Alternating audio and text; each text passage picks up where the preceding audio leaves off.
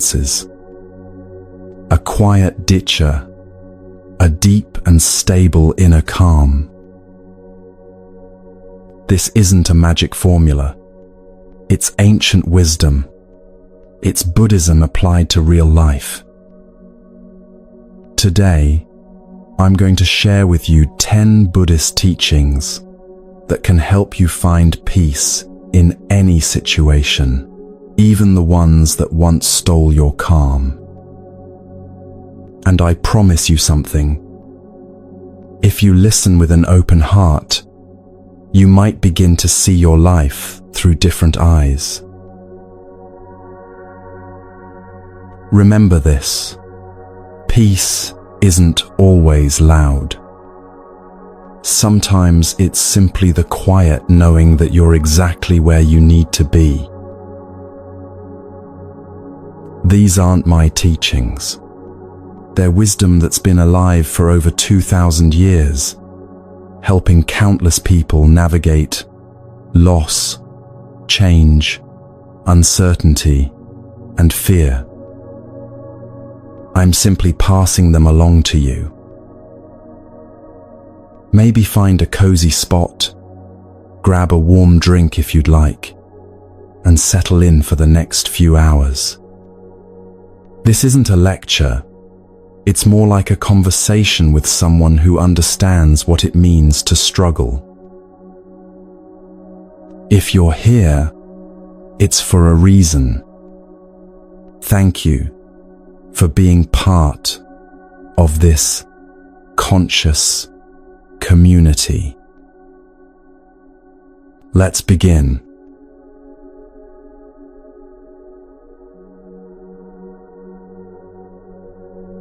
Have you ever noticed how grief feels like it will never end?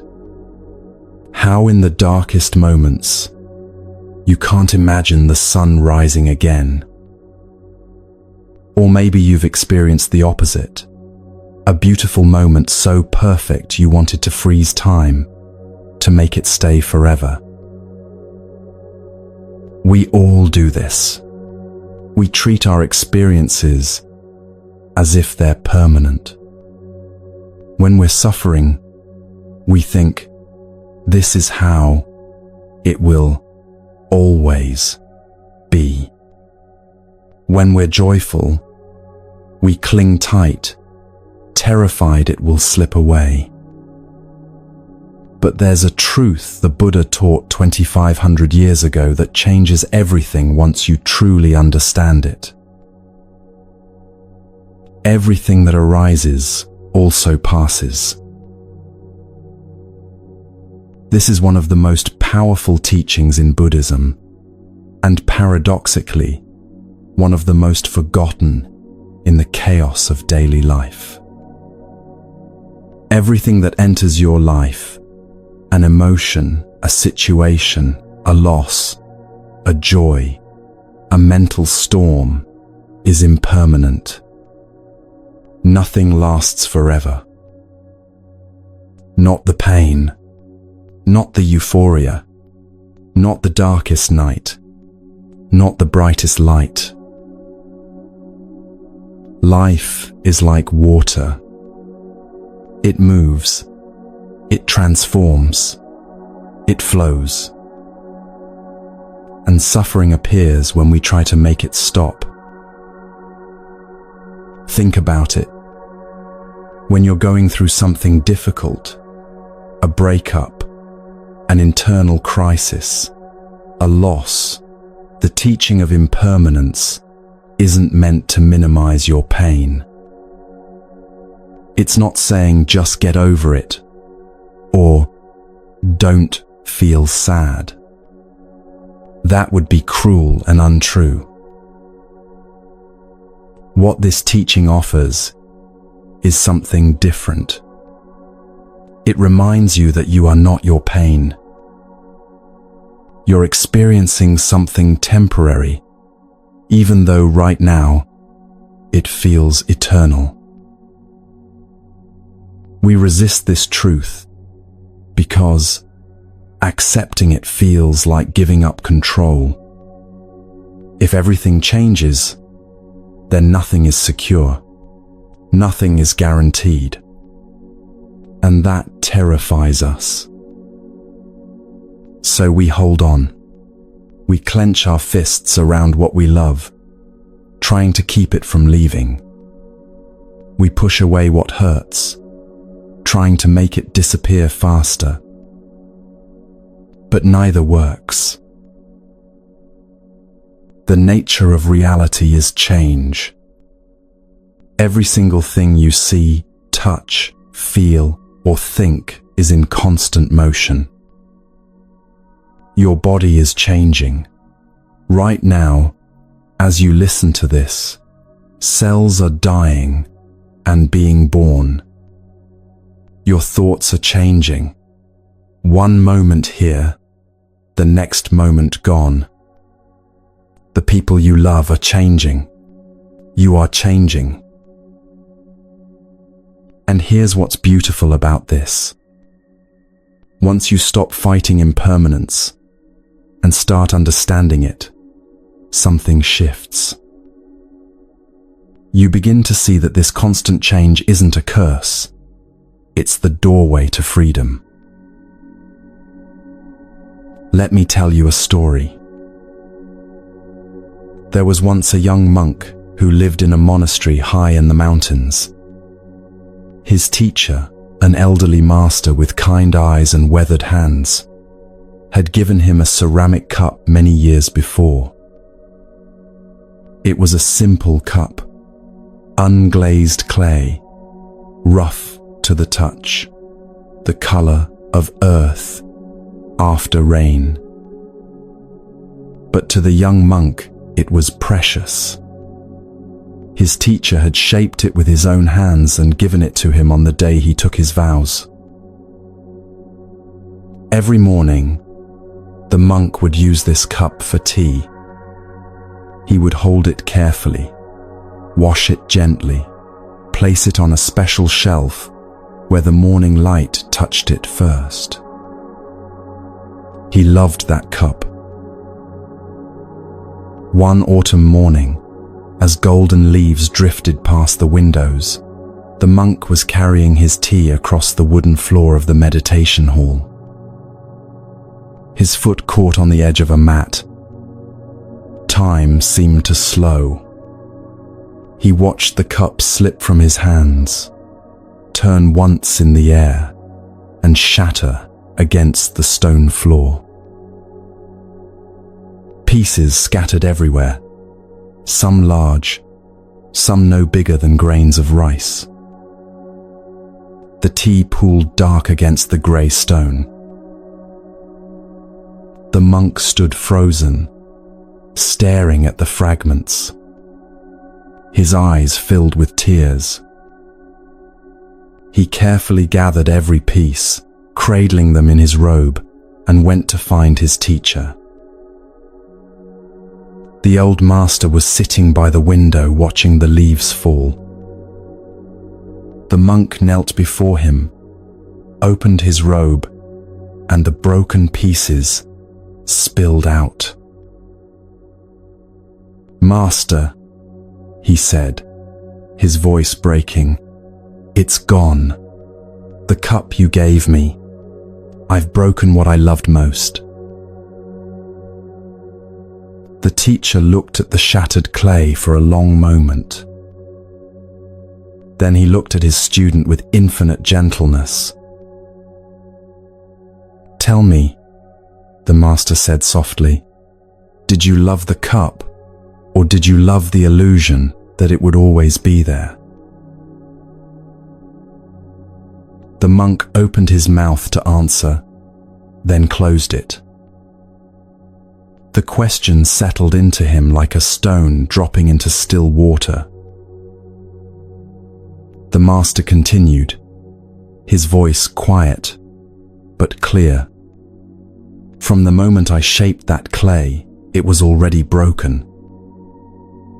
Everything that comes into form is already moving toward formlessness.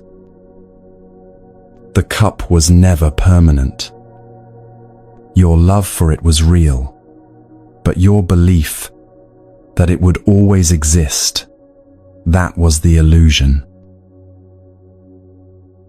And that illusion is what's breaking your heart right now, not the cup itself. The monk sat very still. Everything breaks eventually, the teacher said. Clay returns to earth. Bodies return to dust. Moments dissolve into memory. This isn't tragedy. It's simply the nature of existence. When you understand this deeply, you can love without terror. You can hold without grasping. You can let go without bitterness. The old master smiled then and picked up one of the larger pieces of clay. You know what this broken cup is teaching you. He turned the fragment in the light. That everything you love is precious exactly because it won't last forever. Love it now. Love it fully. And when it changes, because it will, let that love transform too. The young monk looked down at the broken pieces, and for the first time, he saw them differently. Not as a tragedy, but as a truth. This story holds one of Buddhism's deepest truths. The Buddha taught that all conditioned things, which means everything that comes into existence through causes and conditions, are impermanent. In the ancient language of Pali, the word is anicca. It's one of the 3 marks of existence that the Buddha said characterizes all of life. He didn't teach this to make us sad or nihilistic. He taught it to free us from suffering. Because when you deeply understand that everything changes, you stop demanding that life be different than it is. You stop exhausting yourself trying to make temporary things permanent. You stop living in constant fear of loss. Instead, you learn to be present with what is while it is. This is what liberation looks like in the Buddhist sense. Not escaping from change, but being at peace within it. So how do you work with this teaching in your actual life? Start by watching your emotions like you'd watch weather passing through the sky. When anger arises, notice it. Don't push it away. Don't judge yourself for feeling it, but also don't believe it will last forever.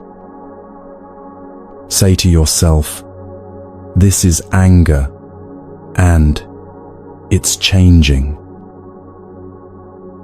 When sadness comes, let it be there.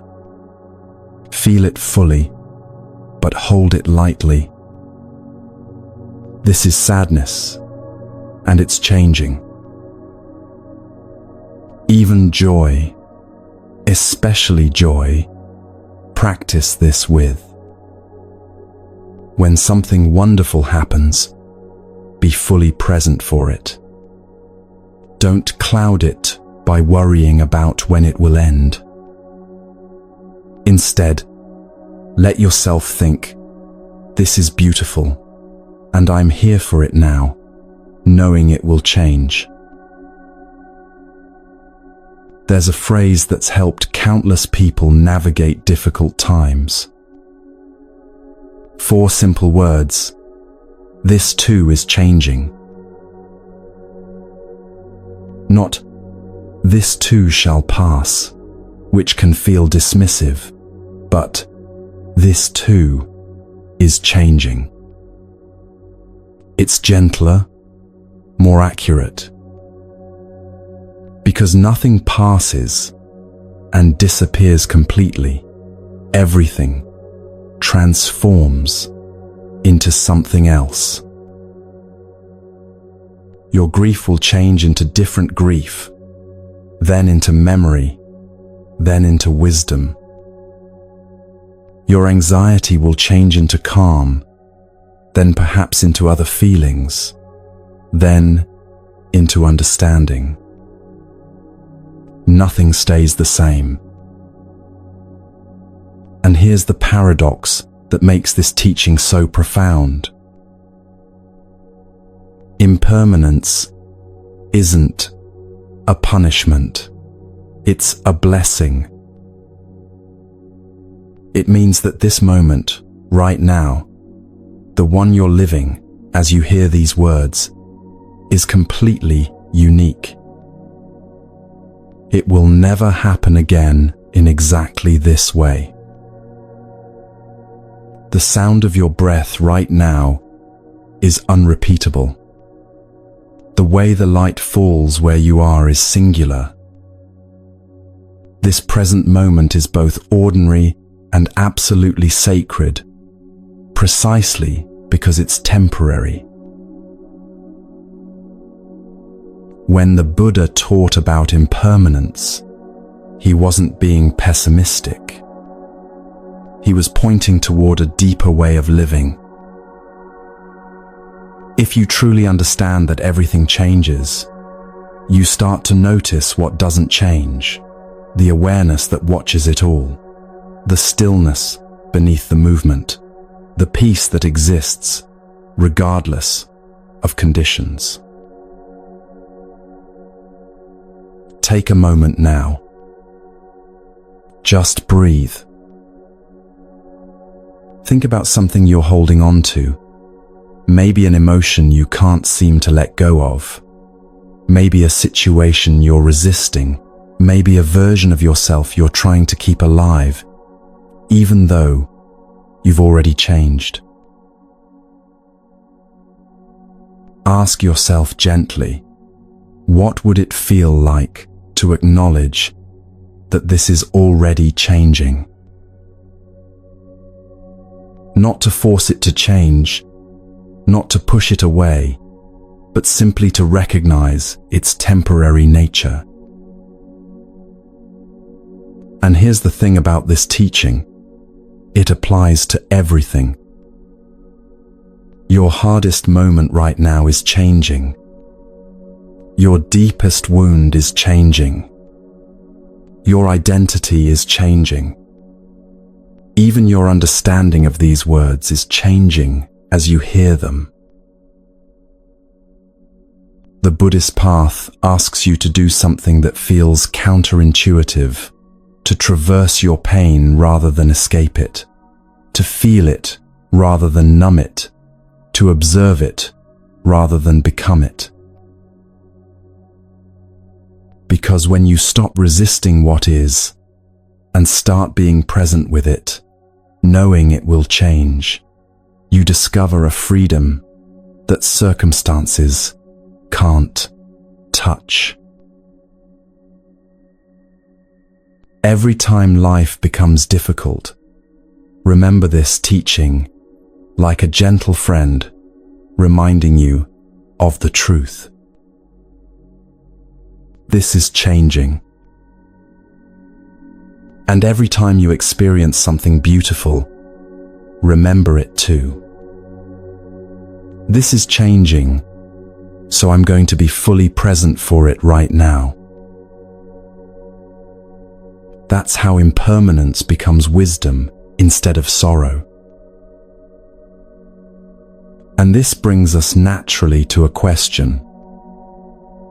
If everything changes, why do we suffer so much when things do? Why does change feel like loss? The answer lies in our next teaching.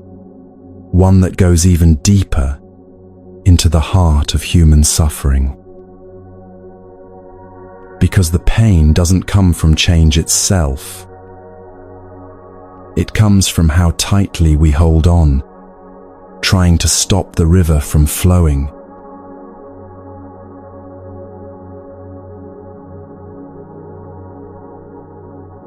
Think about someone you love, or something you treasure. Now, imagine losing it.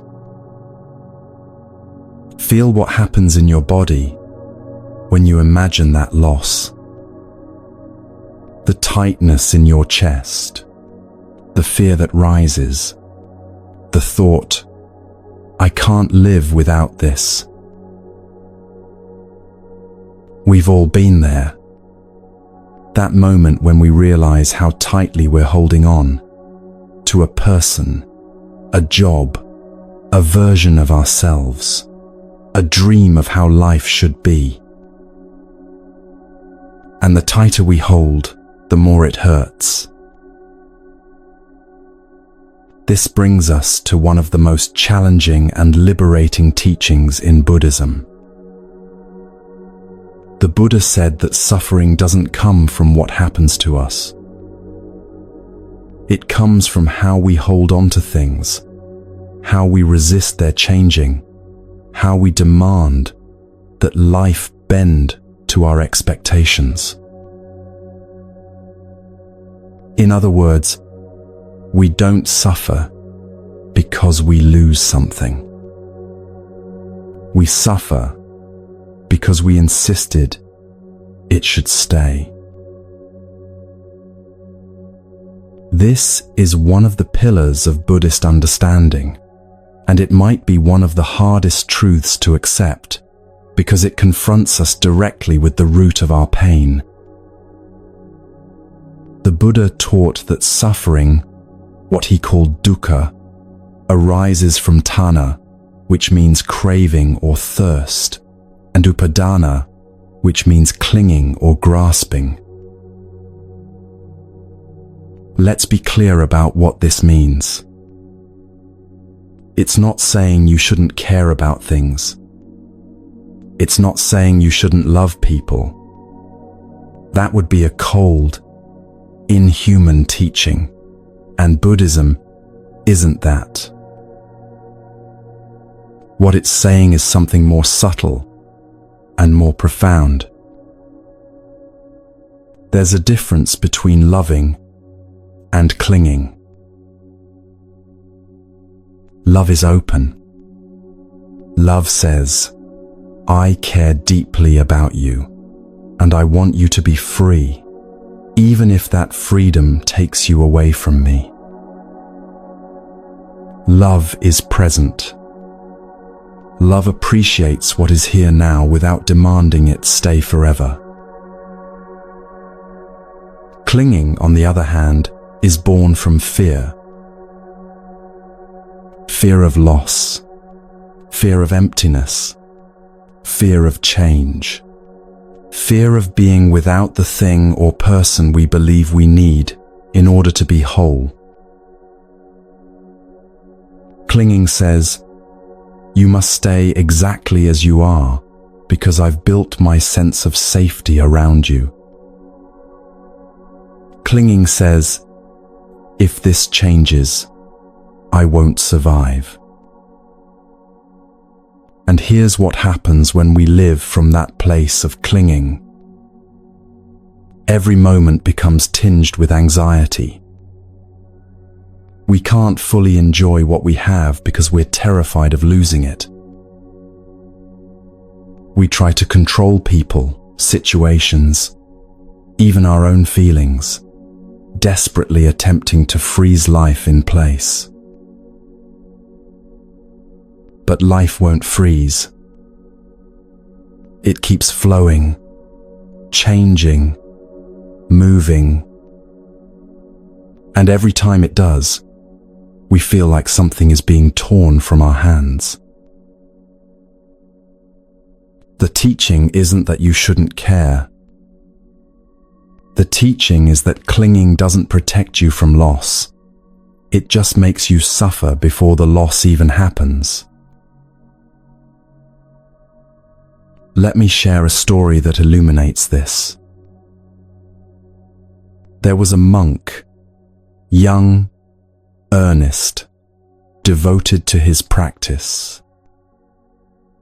He lived in a small monastery nestled in a valley where mist gathered each morning like a blessing. His teacher was a woman known throughout the region for her wisdom, though she lived simply, owned almost nothing, and spoke rarely. One year, on the anniversary of the monk taking his vows, his teacher gave him a gift. It was a bowl, a begging bowl, made of dark wood, smooth as river stone, light as a whisper in his hands. The teacher had carved it herself over many months, and into the bottom she had etched a single lotus flower. "Use this for your practice," she told him. "Let it remind you why you're here." The monk treasured that bowl. Each morning, he would carry it through the village, receiving offerings of rice and vegetables from people who respected the monastery. Each evening, he would clean it with great care, running his fingers over the carved lotus, feeling its smooth petals. The bowl became, to him, more than an object. It was his connection to his teacher, proof of his commitment, a sacred trust. Years passed. The bowl aged beautifully, its wood darkening with time and use, taking on a deep luster. Then one winter morning, as the monk was crossing a wooden bridge over the stream that ran behind the monastery, his sandal caught on a loose board. He stumbled. The bowl flew from his hands. He watched. It felt like watching in slow motion as the bowl arced through the cold air and disappeared into the rushing water below. The stream was swollen from recent rain, moving fast and dark. The bowl was gone in an instant, swept downstream toward the river, toward the sea, toward places he would never reach. The monk stood on the bridge, frozen. Then he fell to his knees and wept. He wept not just that day, but for days after. He couldn't eat. He couldn't meditate. He felt as though he had lost something irreplaceable, as though part of himself had been swept away with that wooden bowl. His teacher noticed, of course. She watched him move through the monastery like a ghost, his eyes distant, his practice hollow. Finally, one evening as the sun was setting, she asked him to walk with her in the garden. They walked in silence for a while, their feet crunching on the gravel path. Then the teacher stopped beside a cherry tree, its branches bare in the winter cold. "Tell me," she said gently, "what have you lost?" "The bowl you gave me," the monk said, his voice breaking. "The one you made with your own hands. It's gone." "I see," the teacher said. She looked up at the bare branches above them. And what did that bowl mean to you? Everything, he whispered. It meant I was worthy. It meant you believed in me. It meant I belonged here. The teacher turned to him then, and her eyes were infinitely kind. My dear student, she said, you never needed that bowl to be worthy. You don't need any object to prove you belong. What you're grieving isn't the bowl. It's the illusion that your value depended on possessing it. The monk looked at her, tears streaming down his face. I carved that bowl with love, the teacher continued, and I gave it to you with love. But I never gave you your worthiness. You already had that. The bowl was just a bowl. Beautiful, yes. Useful, yes. But in the end, just a piece of wood that came from a tree and will eventually return to the earth, one way or another. She touched his shoulder gently. You transformed that bowl into something else in your mind, into proof, into security, into identity. And then when the bowl did what all physical things do, changed, moved, disappeared, you felt like you were losing yourself. But you're still here. You're still whole. Nothing essential has been lost. The monk stood very still, letting her words sink in. This is what attachment does, the teacher said softly. It takes our love, our care, our appreciation, all beautiful things, and adds fear to them. It says, I must keep this forever, or I will be destroyed. And that fear poisons every moment, turning love into desperation, turning appreciation into anxiety. She paused, looking at the bare tree again. In spring, this tree will bloom. The blossoms will be exquisite. And then they will fall. If I clung to each petal, demanding its stay, I would suffer endlessly. But if I appreciate the blossoms while they're here, knowing they'll fall, I can experience their beauty fully, maybe even more fully, because I know they're temporary.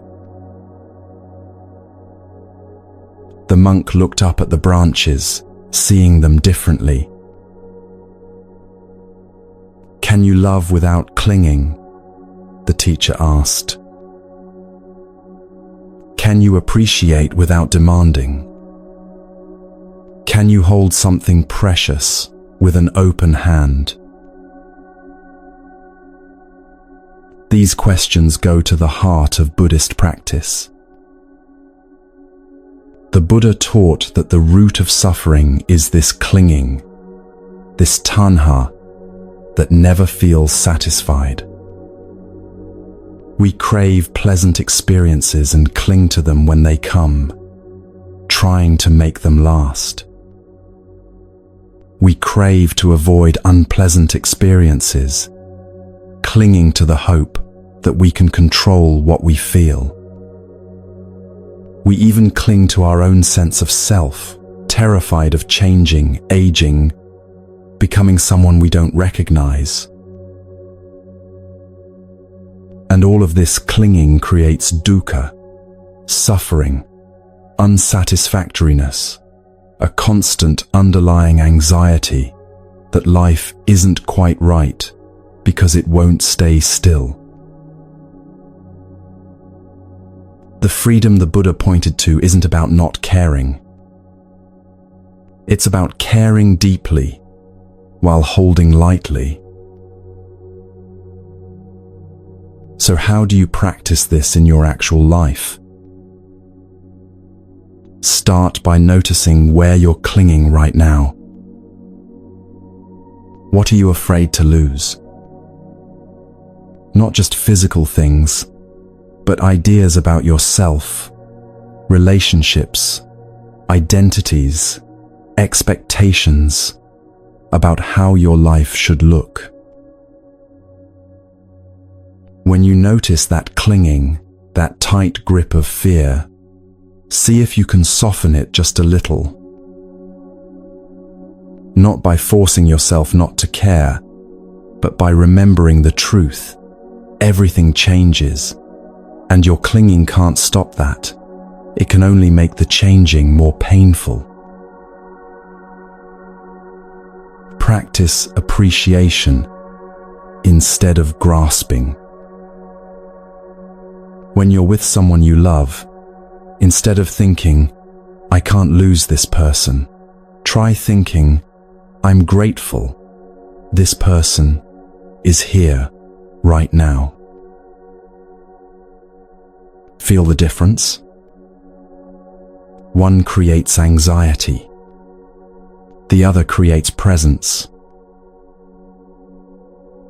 When you have something good in your life, a job you enjoy, a place you love living, a moment of peace, let yourself appreciate it fully without immediately worrying about when it will end. The worry doesn't protect you. It just steals the joy from now. And here's something important. Practicing non-attachment doesn't mean you won't feel sadness when things change. You will. You're human. Loss hurts. But there's a difference between clean pain and suffering. Clean pain is the natural grief that comes when something ends.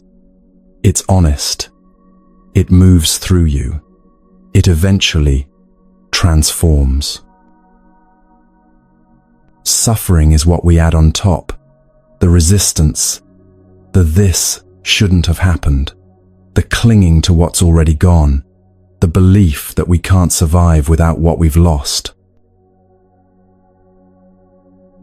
The Buddhist path invites you to feel the clean pain without adding the suffering. To grieve without demanding that life be different than it is. To love without making your peace dependent on things staying the same. Take a moment now. Breathe. Ask yourself, what am I holding too tightly right now? What am I clinging to out of fear? And then, very gently, see if you can imagine holding that same thing with an open hand instead of a closed fist. Not letting go completely, but holding lightly, with love instead of fear.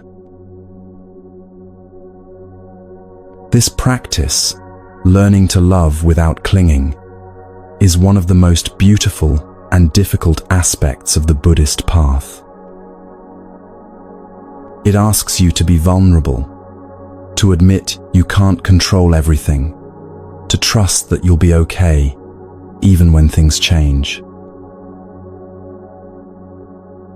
And the freedom it offers is extraordinary. When you stop clinging, you stop suffering before loss even happens. You start experiencing life as it is, not as you desperately need it to be. You discover that you can be open-hearted and protected at the same time, not by walls, but by understanding. Which brings us to the next question. If we can't find lasting peace in external things, and if clinging only creates suffering, where do we look for stability? The answer might surprise you, because it's closer than you think.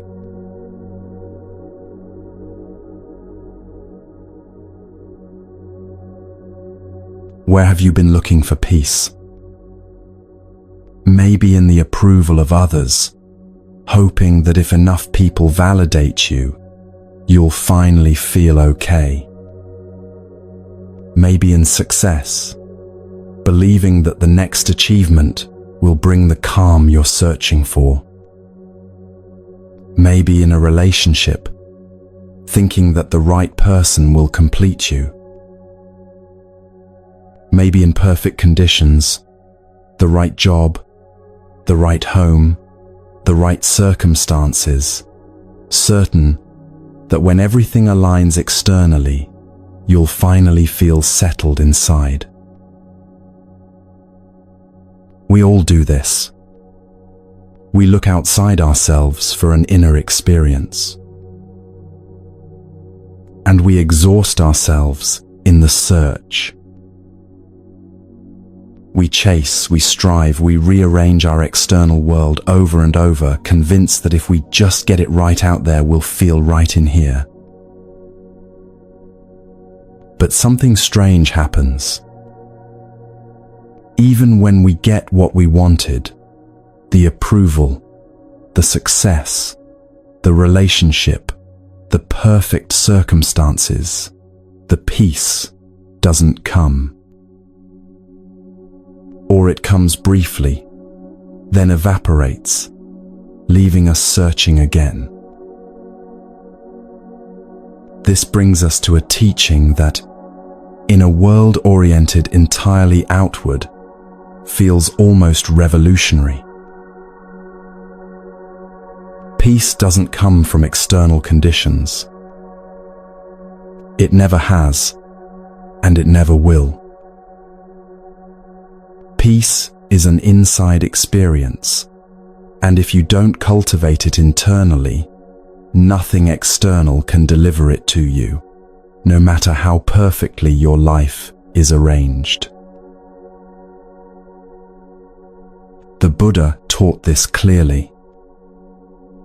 He said we must be our own refuge, our own island of stability in the changing tides of life.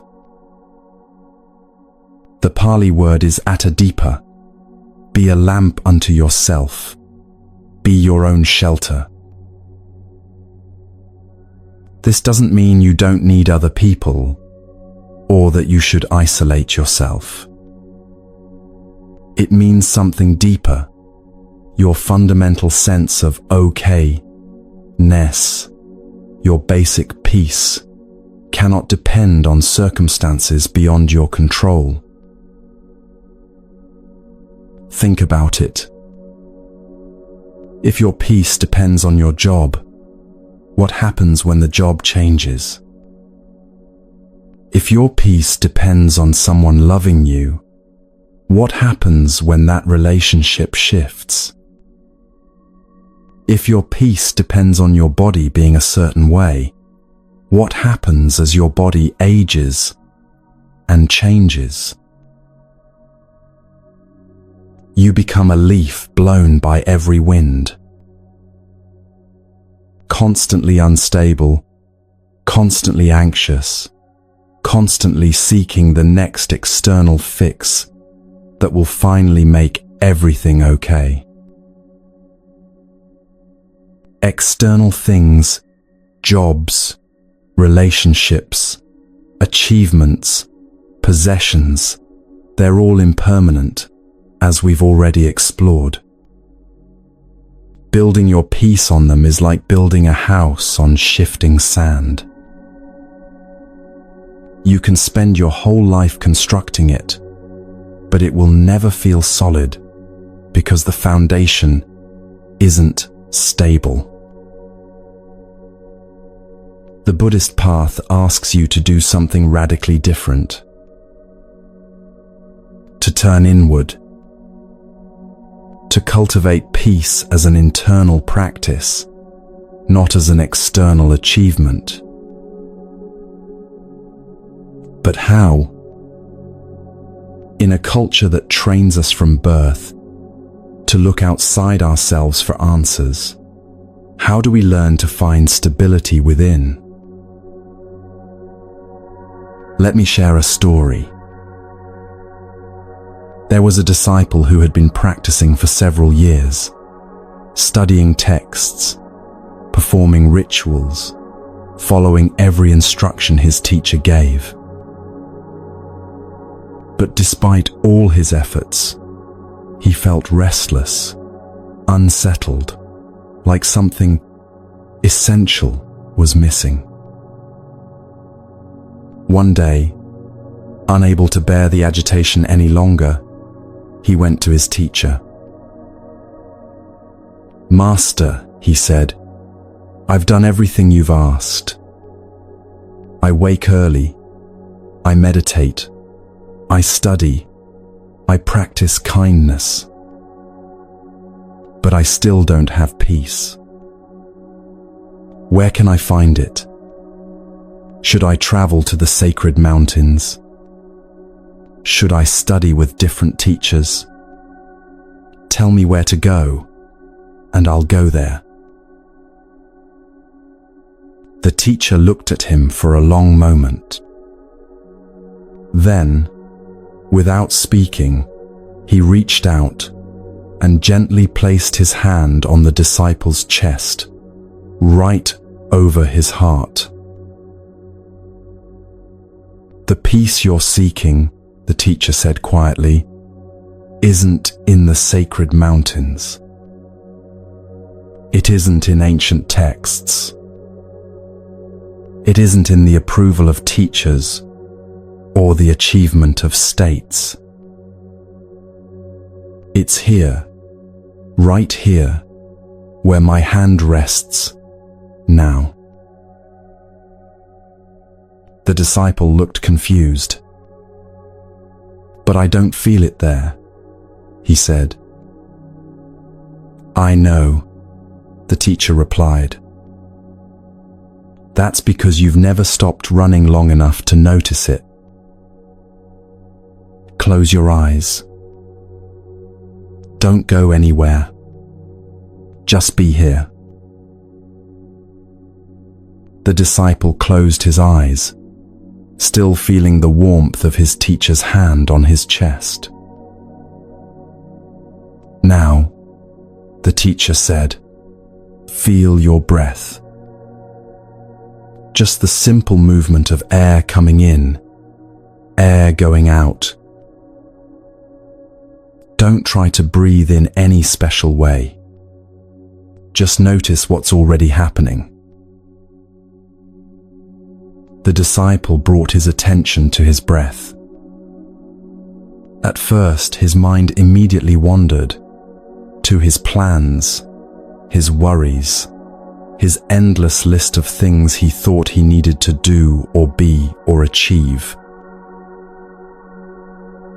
"Come back," the teacher said softly. "Just breath. This moment. Nothing else." Slowly, gradually, the disciple's awareness settled into the rhythm of breathing. In, out, in, out.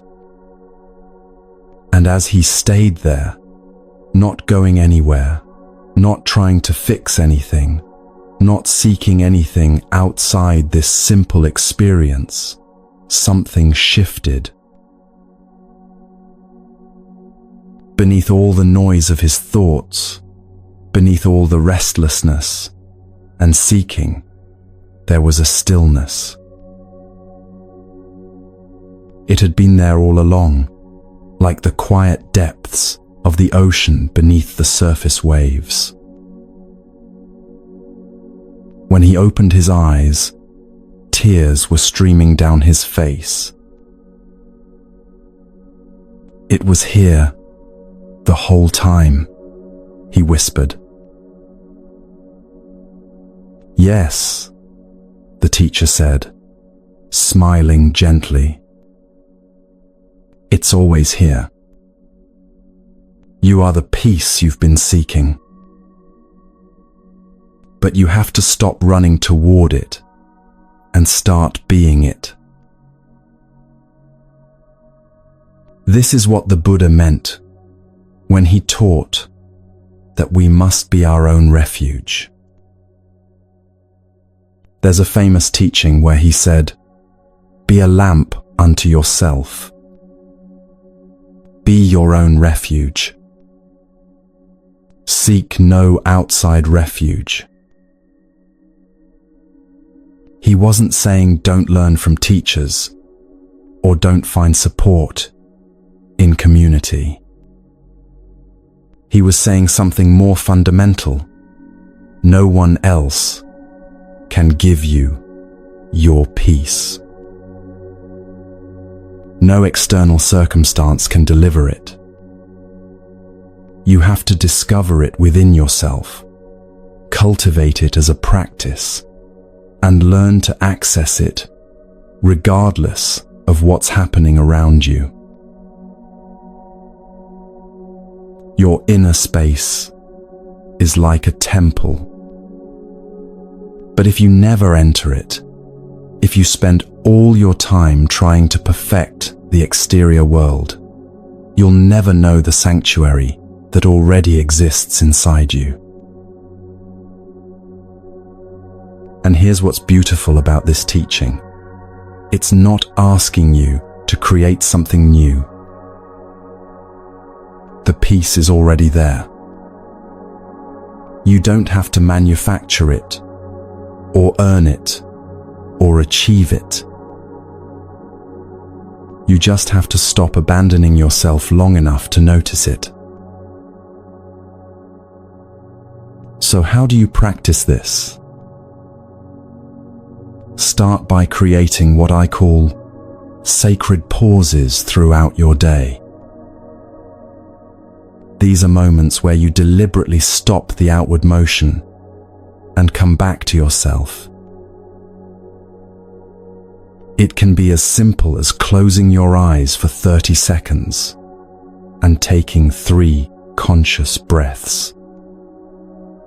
Just breathing, noticing the air moving in and out, feeling your body alive and present.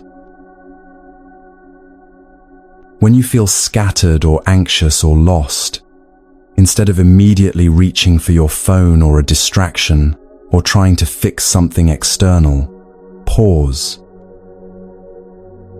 Place your hand on your chest, like the teacher in the story, and ask yourself, can I come home for a moment? Home isn't a place out there. Home is the awareness that's always here, witnessing everything, unchanging, even as everything changes around it. Your breath is your most reliable doorway back to this inner refuge. Not because breathing is magical, but because it's always happening right now, in this moment, in your body. When you bring your attention to your breath, you're automatically bringing yourself into the present moment, into your body, into the only place where peace actually exists. Try it right now. Take a breath and really feel it. Feel the cool air entering your nose, the expansion of your lungs, the gentle release as you exhale. Notice how, in this moment of simple awareness, the endless mental chatter quiets just a little. That quiet, that's your inner refuge. It's not dramatic or flashy. It's subtle, like the sky behind the clouds. But it's always there, and it's more reliable than any external condition could ever be. Another practice, when you find yourself seeking peace in external validation, waiting for someone to tell you you're doing well, you're enough, you're okay. Notice that seeking. Then turn inward and say to yourself, I can validate my own experience. I can witness my own worth. I don't need anyone else to tell me I'm allowed to be at peace. This isn't about becoming cold or self-sufficient in an isolated way. It's about developing a core stability that doesn't crumble every time external circumstances shift. When you cultivate peace internally, something remarkable happens. You stop being so desperate for external things to be perfect. You can appreciate them when they're good, without depending on them for your fundamental okayness. You can navigate challenges without falling apart, because your center of gravity is inside you, not outside. Think about the ocean again. On the surface, there might be storms, huge waves crashing, chaos and turbulence. But deep below, in the depths, there's a profound stillness. The storms don't reach down there. That deep stillness, that's what lives inside you. The storms of life will come. They always do. But when you know how to sink into your depths, you discover that the storms can't touch your fundamental peace. Take a moment now. Just breathe. Where have you been looking for peace lately? What external thing have you been thinking will finally make you feel okay? And what would it feel like to stop seeking out there and start cultivating in here? Not as a rejection of the world, but as a foundation that allows you